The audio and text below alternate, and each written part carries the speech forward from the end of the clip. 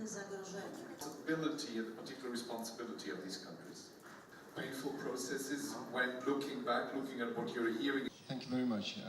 First of all, as you mentioned, we're short in time, so if I could have used the chance to talk about environment more, it could have taken me much more time, but I'll try to be very particular in regard to what I wanted to say, regard to Georgia's integration into the EU.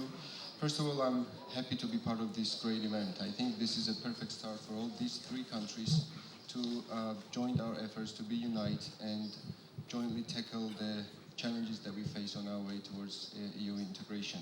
Georgia has demonstrated a strong commitment towards political and economic integration with the EU by reforms carried out that we've undertaken under the association agreement and the association agenda.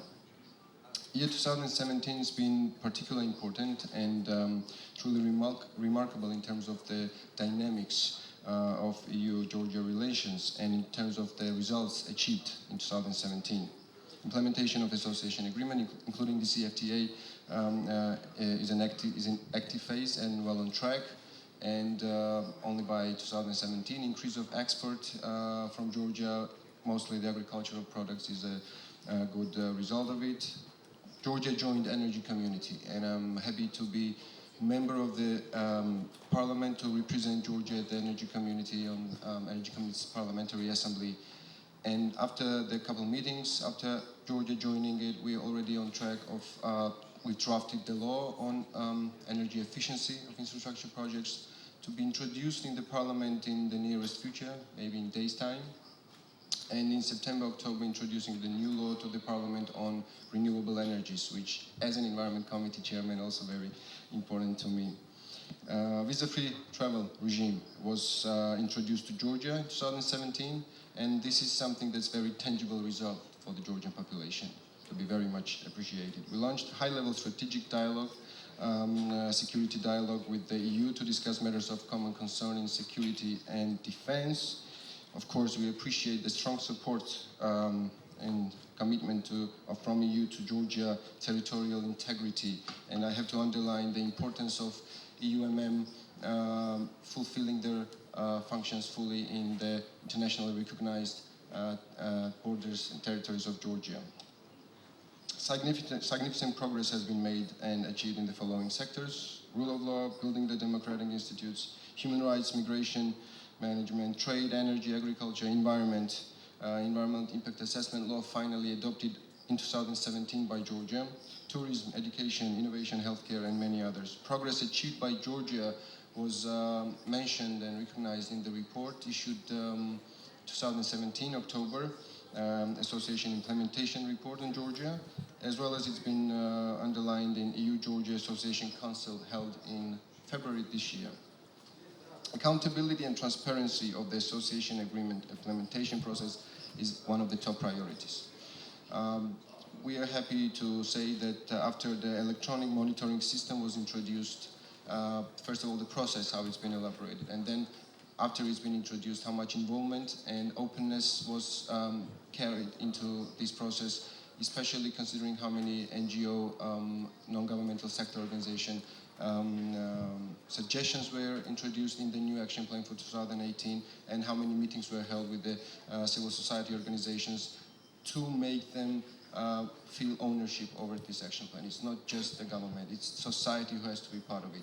At the end, we're not doing this just because to fulfill our obligations, but first of all, to achieve the results that are for the people.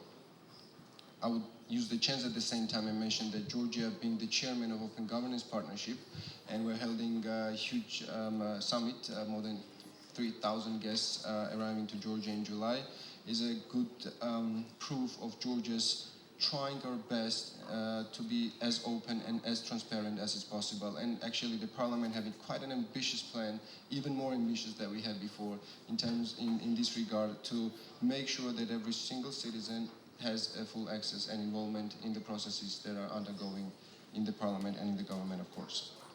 Following the merger of the State Minister's Office of European Integration with the Ministry of Foreign Affairs, we introduced absolutely EU-type system with creating the Directorate General of European Integration, under the Ministry of Foreign Affairs with the two departments, European Integration Department and EU Assistance and Sectoral Integration Department. And I'm pretty sure with this combined work under the one umbrella, it will be much more easier to coordinate the daily work that the government is undertaking.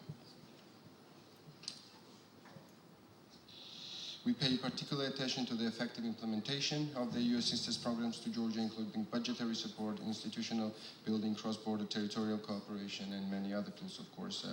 Financial assistance under the single support framework, it's something we are very grateful to, which envisages assistance of from 370 to 450 million euros to Georgia in the period of 2017 to 2020. I know I'm a bit short in time. I'll try to elaborate a couple more points. What are the next steps? And of course, one of the most ambitious plans, ambitious action plan, actually what we've drafted is the roadmap to EU, which I would like to mention some key priorities. Full and effective implementation of association agreement and the CFTA, as well as association agenda 1720. Expanding and deepening participation in the EU specialized agencies and community programs. Deepening and cooperation in defense and security fields, defining concrete priorities in further steps for deeper sectoral integration, once again underlying environment from my side, deeper physical integration in the areas such as transport, energy, communication, legal screening to determine the level of compatibility of Georgian legislation with the EU acquis, and identifying further steps, and of course best use of Eastern Partnership. Including effective implementation of 20 deliverables for 2020. In terms of, at the end, I would just say a couple of words in terms of the Parliament oversight functions, which we are committed very much, right, from the first day the new Parliament were introduced to make it even stronger. And the new amendments to the bylaw and laws of procedure is a good proof of it, which we will be discussing in the Parliament, which is already introduced and we are discussing it in the Parliament, which will make our oversight function even stronger, where we are introducing the obligation from the government, Prime Minister at least once personally to present the report of the government actions undertaken and report to the Parliament directly, as well as the ministers, and not only on the plenary sessions, but on the committee sessions as well. Although I would like to underline at the same time that our Parliament has already achieved some significant results in this regard, and there are a number of sectoral committees which are hearing ministers at least once in a quarter with some particular and important issues to be underlined. At the end, I would just want to thank you and happy to answer the questions if there will be any. Thank you. Thank you very much.